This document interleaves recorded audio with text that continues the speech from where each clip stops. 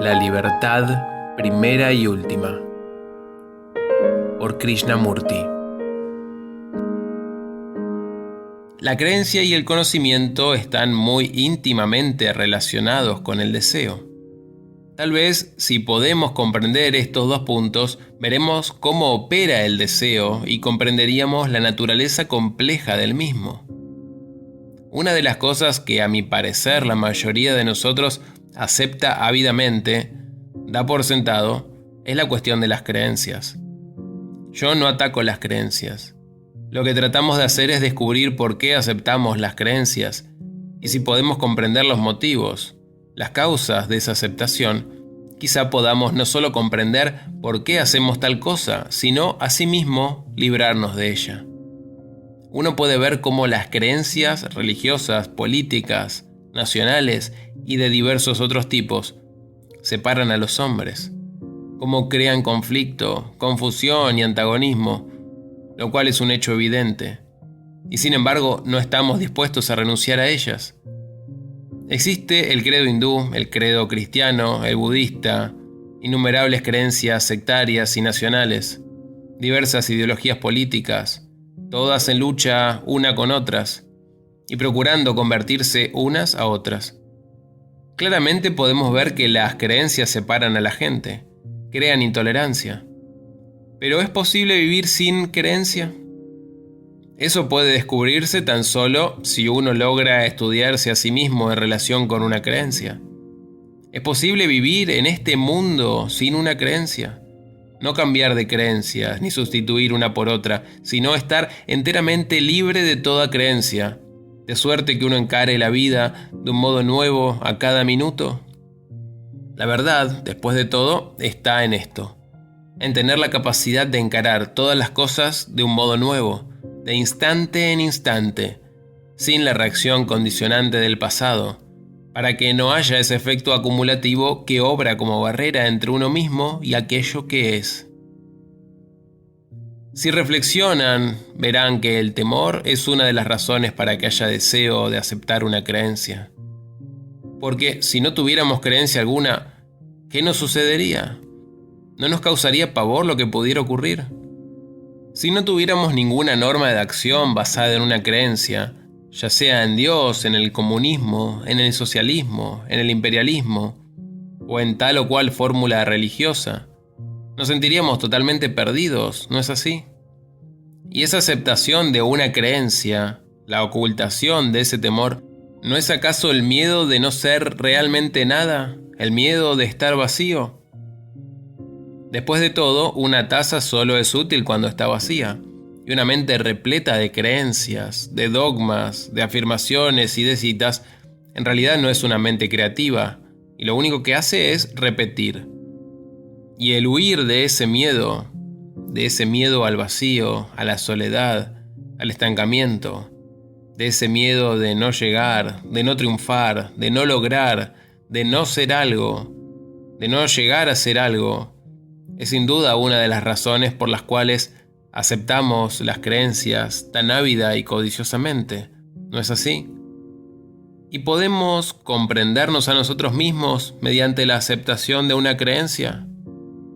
Todo lo contrario. Es obvio que una creencia política o religiosa impide la propia comprensión. Obra a modo de pantalla a través de la cual nos miramos a nosotros mismos. ¿Y podemos mirarnos a nosotros mismos sin creencia alguna? Si suprimimos esas creencias, las muchas creencias que uno tiene, ¿queda algo para mirar?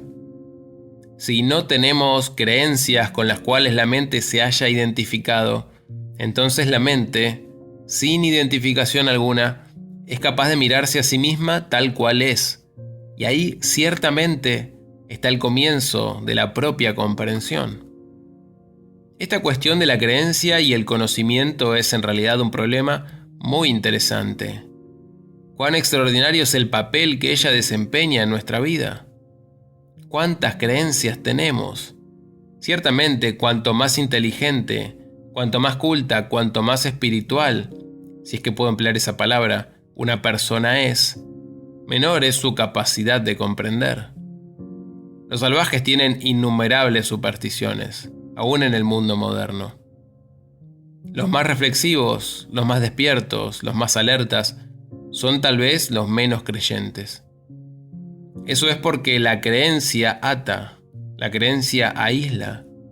Y eso lo vemos a través del mundo económico y político, y también en el mundo llamado espiritual. Ustedes creen que hay Dios, y tal vez yo creo que no hay Dios, o ustedes creen en el completo control de toda cosa y de todo individuo por el Estado, y yo creo en la empresa privada y todo lo demás. Ustedes creen que solo hay un Salvador, y que por su intermedio pueden lograr su fin, y yo no lo creo. De suerte que ustedes con su creencia y yo con la mía nos estamos imponiendo. Y sin embargo, ambos hablamos de amor, de paz, de la unidad del género humano, de una sola vida, lo cual nada significa absolutamente, porque de hecho la creencia misma es un proceso de aislamiento. Ustedes son brahmanes y yo un no brahman. Ustedes son cristianos, yo musulmán, y así sucesivamente. Pero hablan de fraternidad. Yo también hablo de la misma fraternidad, amor y paz. En la realidad de los hechos estamos separados y nos dividimos. Un hombre que quisiera la paz y deseara crear un mundo nuevo, un mundo feliz, no puede ciertamente aislarse mediante forma alguna de creencia. ¿Está claro? Puede que ello sea verbal, pero si ven su significado, su validez y su verdad, ello empezará a actuar. Vemos pues que donde hay un proceso de deseo en operación, tiene que existir un proceso de aislamiento a través de la creencia. Porque evidentemente ustedes creen a fin de estar asegurados en lo económico, en lo espiritual y también interiormente. No estoy hablando de la gente que cree por razones económicas, porque se la educa para depender de sus empleos, y por lo tanto ellos serán católicos, hindúes, no importa qué, mientras haya un empleo para ellos. No discutimos acerca de esa gente que se apega a una creencia por conveniencia. Tal vez a muchos de ustedes les ocurra otro tanto. Por conveniencia creemos en ciertas cosas. Echando a un lado estas razones económicas, deben ahondar más en esto. Tomen las personas que creen firmemente en algo, económico, social o espiritual.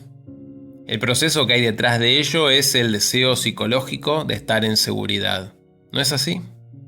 Luego está el deseo de continuar.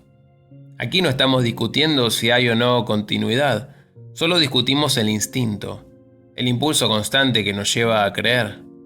Un hombre de paz, un hombre que quisiera realmente comprender el proceso íntegro de la existencia humana, no puede estar atado por una creencia, ¿no es cierto? Él ve su deseo en acción como medio de llegar a estar en seguridad. Por favor, no vayan al otro extremo y digan que yo predico la no religión. Eso no es en absoluto lo que yo sostengo. Lo que sostengo es que mientras no comprendamos el proceso del deseo bajo forma de creencia, tiene que haber disputas, tiene que haber conflicto, tiene que haber dolor, y el hombre estará contra el hombre, lo cual se ve a diario.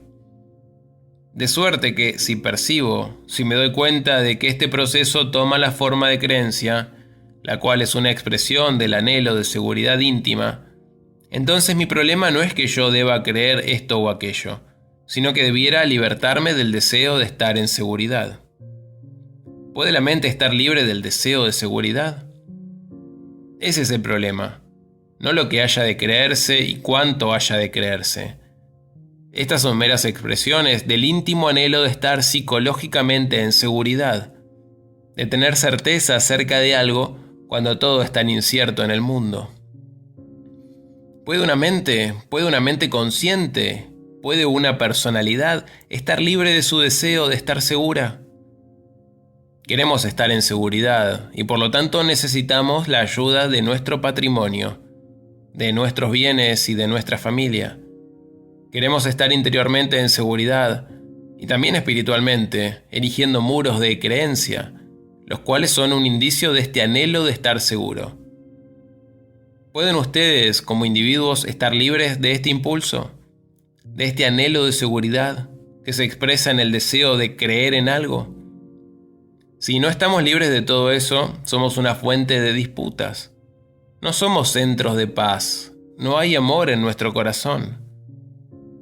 La creencia destruye, y esto se ve en nuestra vida diaria. ¿Puedo, pues, verme a mí mismo cuando me hallo atrapado en este proceso del deseo que se expresa en el apego a una creencia? ¿Puede la mente librarse de él? No debiera encontrar un sustituto a la creencia, sino estar enteramente libre de ella. A esto no pueden contestar sí o no, pero pueden definidamente dar una respuesta si su intención es la de llegar a estar libres de creencia. Entonces llegan inevitablemente al punto en que buscan los medios de libertarse del impulso a estar en seguridad. Interiormente, ello es obvio, no existe la seguridad, que según les agrada creer, habría de continuar. Les gusta creer que hay un Dios que atiende con solicitud a sus pequeñeces, y les dice a quién deberían ver, qué deben hacer y cómo deberían hacerlo. Es obvio que esto es pensamiento infantil y sin madurez. Creen que el Gran Padre está observando a cada uno de nosotros. Eso es simple proyección de su propio gusto personal. No es verdad, evidentemente. La verdad debe ser algo enteramente diferente. Nuestro problema siguiente es el del conocimiento. ¿Es necesario el conocimiento para la comprensión de la verdad? Cuando digo yo sé, lo que ello implica es que hay conocimiento. ¿Puede una mente así ser capaz de investigación y búsqueda de lo que es la realidad? Y aparte de ello, ¿qué es lo que sabemos, de lo cual estamos tan orgullosos? ¿Qué es lo que realmente sabemos? Conocemos informaciones, estamos llenos de información y experiencia basada en nuestro condicionamiento, nuestra memoria y nuestras capacidades. Cuando dicen yo sé, ¿qué quieren significar? O el reconocimiento que conocen es el reconocimiento de un hecho o de cierta información, o es una experiencia que han tenido. La constante acumulación de informaciones, la adquisición de diversas formas de conocimiento, de información, todo eso constituye el acerto yo sé. Y empiezan traduciendo lo que han leído, según su trasfondo, su deseo, su experiencia. Su conocimiento es una cosa en la cual se desarrolla un proceso similar al proceso del deseo. A la creencia le sustituimos el conocimiento. Yo sé, he tenido experiencia, ello no puede ser refutado, mi experiencia es esa, en eso confío completamente. Estas son manifestaciones de aquel conocimiento. Mas cuando vayan tras él, lo analicen, lo consideren más inteligente y cuidadosamente, verán que la mismísima afirmación yo sé es otro muro que los separa de mí. En busca de comodidad, de seguridad, se refugian detrás de ese muro. Por consiguiente, cuanto mayor es el conocimiento de que una mente está cargada, menos capaz es ella de comprensión. No sé si alguna vez han pensado en este problema de la adquisición de conocimientos. Si el conocimiento nos ayuda fundamentalmente a amar, a estar libres de esas cualidades que producen conflicto en nosotros y con el prójimo. Si el conocimiento jamás libera a la mente de la ambición. Porque, después de todo, la ambición es una de las cualidades que destruyen la vida de relación, que colocan al hombre contra el hombre. Y si quisiéramos vivir en paz unos con otros, la ambición debe, por cierto, terminar completamente. No solo la ambición política, económica, social, sino también la ambición más sutil y perniciosa, la ambición espiritual, la de ser algo. ¿Será alguna vez posible que la mente esté libre de este proceso acumulativo del conocimiento, de este deseo de saber? Resulta algo muy interesante observar cómo en nuestra vida ambas cosas, conocimiento y creencia, desempeñan un papel extraordinariamente poderoso. Miren cómo rendimos culto a los que poseen inmenso conocimiento y erudición. ¿Pueden comprender el sentido de ello? Si quisieran hallar alguna cosa nueva, experimentar algo que no es una proyección de su imaginación, su mente debe estar libre, ¿no es cierto? Debe ser capaz de ver algo nuevo. Infortunadamente, empero, cada vez que ven algo nuevo, traen toda la información que ya les es conocida, todos sus conocimientos, todos sus recuerdos del pasado. Es evidente que se vuelven incapaces de mirar, incapaces de recibir nada que sea nuevo y no pertenezca a lo viejo. Por favor, no traduzcan esto inmediatamente a detalles. Si yo no sé cómo regresar a mi casa, estaré perdido. Si yo no sé manejar una máquina, poco serviré. Eso es cosa enteramente diferente. Aquí no estamos discutiendo eso. Estamos discutiendo acerca del conocimiento que se emplea como medio para la seguridad, para el deseo íntimo y psicológico de ser algo. ¿Qué obtienen por medio del conocimiento? La autoridad del conocimiento, el peso del conocimiento, el sentido de importancia, de dignidad, el sentido de vitalidad y tantas otras cosas. Un hombre que dice yo sé, hay o no hay, ha dejado ciertamente de pensar, ha dejado de seguir todo este proceso del deseo. Entonces nuestro problema, tal como yo lo veo, es este. Estamos atados, oprimidos por la creencia, por el conocimiento. ¿Y es posible para una mente estar libre del ayer y de las creencias que han sido adquiridas a través del proceso del ayer? ¿Comprenden la pregunta? ¿Es posible para mí como individuo y para ustedes como individuos vivir en esta sociedad y sin embargo estar libres de las creencias en que la mente ha sido educada?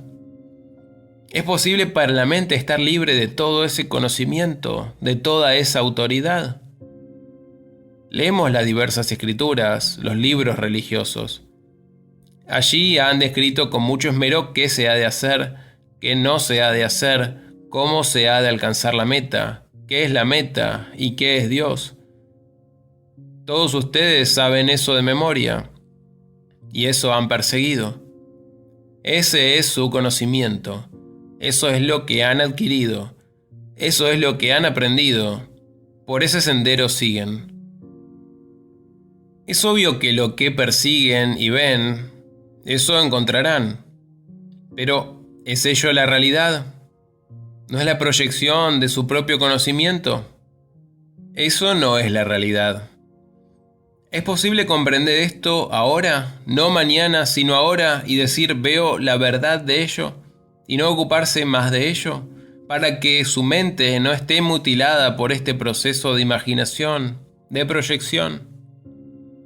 ¿Es capaz la mente de libertarse de la creencia?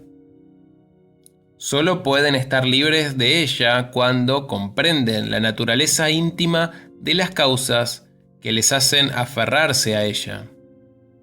No solo los móviles conscientes, sino también los inconscientes que los hacen creer.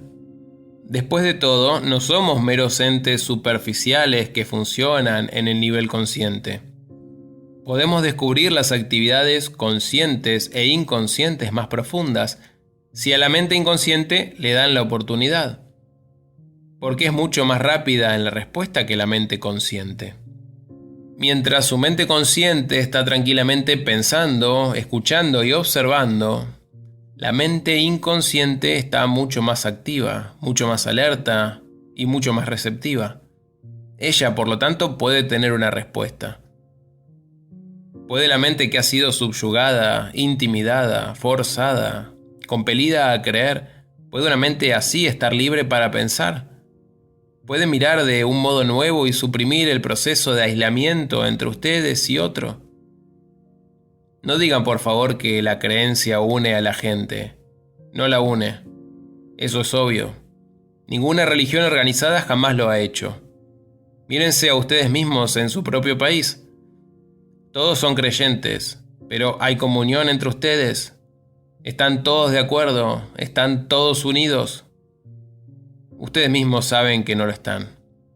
Están divididos en muchísimos pequeños e insignificantes partidos, en castas. Conocen las innumerables divisiones. El proceso es el mismo a través del mundo. cristianos que destruyen a cristianos, que se asesinan por cosas pequeñas y mezquinas, que arrojan a la gente en campamentos, etc. Todo el horror de la guerra. De suerte que la creencia no une a la gente. Es clarísimo. Si eso es claro y es verdad, y si lo ven, entonces hay que seguirlo. Pero la dificultad estriba en que la mayoría de nosotros no vemos, porque no somos capaces de enfrentar aquella inseguridad interior, aquella íntima sensación de estar solos. Queremos algo en que apoyarnos, ya sea el Estado o la casta, o el nacionalismo, o un maestro, o un salvador, o cualquier cosa. Y cuando vemos lo falso de todo esto, la mente es capaz, así sea temporalmente, durante un segundo, de ver la verdad al respecto. Y aún así, cuando resulta demasiado para ella, la mente vuelve atrás. Basta, empero, ver temporalmente. Si lo ven durante un fugaz segundo es suficiente, porque entonces verán ocurrir una cosa extraordinaria. Lo inconsciente está en acción, aunque lo consciente pueda rechazar. Y ese segundo no es progresivo, sino la cosa única. Y él dará sus propios resultados, aun a pesar de que la mente consciente luche contra ello. Esta es, pues, nuestra pregunta. ¿Es posible que la mente esté libre de conocimiento y creencia? ¿No está hecha la mente de conocimiento y creencia? ¿No es acaso conocimiento y creencia la estructura de la mente? Conocimiento y creencia son los procesos del reconocimiento, el centro de la mente. El proceso es limitador, el proceso es tanto consciente como inconsciente. ¿Puede, pues, la mente estar libre de su propia estructura? ¿Puede la mente dejar de ser? Ese es el problema. La mente, tal como la conocemos, tiene tras de sí la creencia, el deseo, el impulso de estar en seguridad, conocimiento y acumulación de fuerza. Y si, con todo su poder y superioridad, uno no puede pensar por sí mismo, no es posible que haya paz en el mundo. Podrán hablar acerca de la paz, podrán organizar partidos políticos, podrán gritar desde los techos de las casas, pero no podrán tener paz. Porque en la mente está la base misma que crea contradicción, que aísla y separa. Un hombre de paz, un hombre de fervor, no puede aislarse y sin embargo hablar de fraternidad y paz. Ello resulta un simple juego, político o religioso, un sentido de logro y ambición. Un hombre que toma esto con verdadero fervor, que quiere descubrir, debe enfrentar el problema del conocimiento y la creencia. Tiene que ir tras él, descubrir todo el proceso del deseo en acción, deseo de estar en seguridad, deseo de certeza. Una mente que quisiera hallarse en ese estado en que lo nuevo puede acontecer, sea ello la verdad, Dios o lo que les plazca, debe por cierto dejar de adquirir, de acopiar. Debe dejar de lado todo conocimiento. Una mente cargada de conocimientos no puede, en modo alguno, por cierto, comprender aquello que es real, inconmensurable.